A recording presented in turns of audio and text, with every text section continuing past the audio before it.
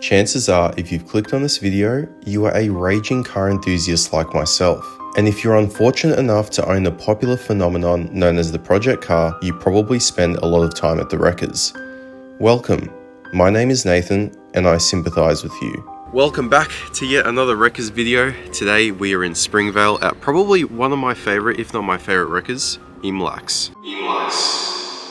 And since I enjoyed making the last video so much, and obviously you guys did too, I figured I'd make another one because this place has some hidden gems and I want to go explore what kind of cars are here. So let's go.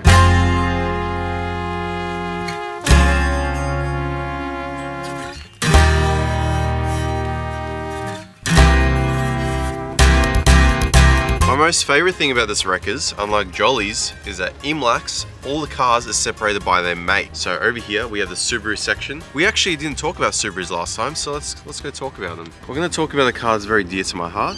The Subaru XV, because my mum owned one. We only recently got rid of it, like 2 weeks ago. These cars, they're very, very boring. I know I spoke about NPC cars last time, about the Captiva. Well, the Holden Captiva, absolutely horrible vehicle. But I think this is probably the pinnacle, like one of the most NPC vehicles ever. Surprisingly, they're very reliable being a Subaru. The FB20 is a detuned version of the engine that you'll find in Subaru BRZs and Toyota 86s and stuff. As if they needed to be detuned already, like they're dog shit slow as they are. But I spotted a very interesting vehicle, one that I don't think you'd ever find at Jolly's. Whatever this thing is, it's some sort of classic Mercedes. Holy shit, they don't make them like they used to. A straight six of some sort. Some of you older folks might be able to tell me what this is. It looks like an evil dictator was chauffeured around in it in World War II. Go around to the interior. No, thank you. I want to see what the interior is like on this thing. Look at these door handles, man. They don't make cars like these anymore. Actually, no, they do. The G-Wagon. G-Wagon's still like this. Now have a look. It's got a lounge chair instead of a seat. And listen to it as well. That's just solid. Not like this thing. Listen to that, tinny, rubbish. I feel like it's a shame that this thing's at the wreckers. Like this would probably be worth, I don't know what this is, but it'd probably be worth a lot of money. I know like, I know 600 grosses, the SEL, like the one that was on Top Gear, where they compared it to the Bentley and the Rolls Royce. I think this is similar to it, maybe a bit older.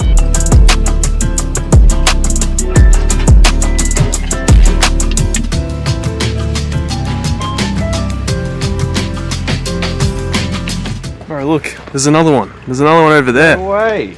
Another one! This one looks a little bit newer though, I think. It doesn't look as prehistoric. These things, this is a petrol, right? But they had mechanical fuel injection. Have you heard of that, Rex?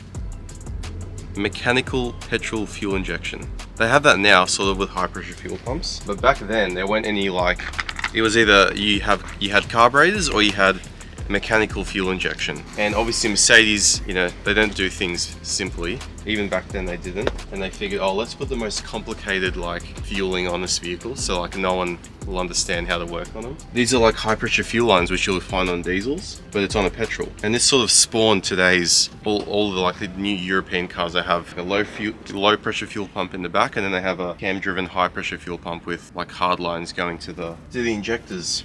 Most new cars don't even come with double wishbone suspension, but this thing does. I didn't see any of these at Jolly's. This is an Alpha 156, I believe. And this is a long neck, a wagon. These came with a couple of different engine options. I think they came with a diesel, they came with a 4-cylinder petrol and a V6. Oh, so this has the twin spark 2-litre. I used to work at Alfa Romeo very briefly, and the new ones are good. I don't know anything about these, but yeah, anyway, let's move on. All right, this thing, although it's just a Golf at the end of the day, it's got a bit of a weird motor. It's got a twin charged engine, so it's turbo and supercharged. And when these were new, these won an award for like the best engine in like a small car award, whatever, who cares about that anyway.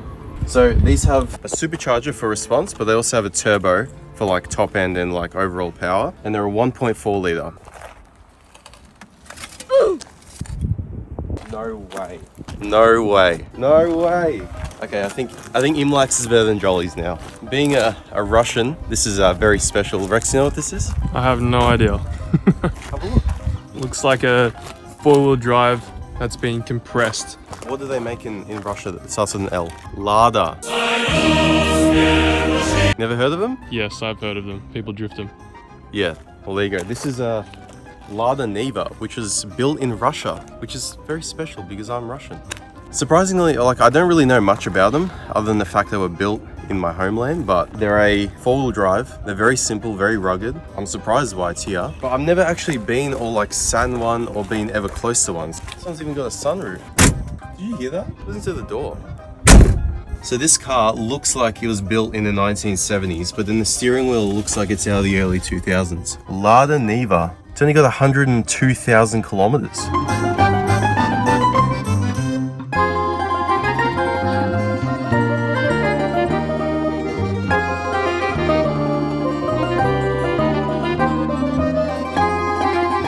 Look at this.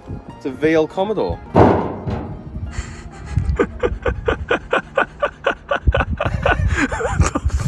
The bonnet. I'm gonna try fold it in half.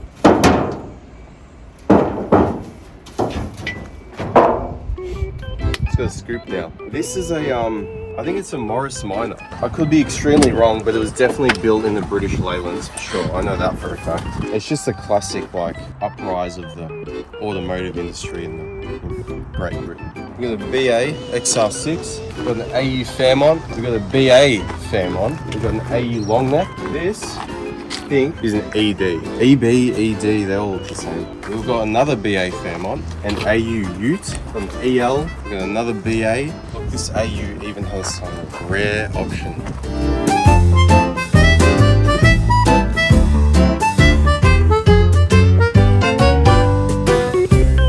Chrysler PT Cruiser.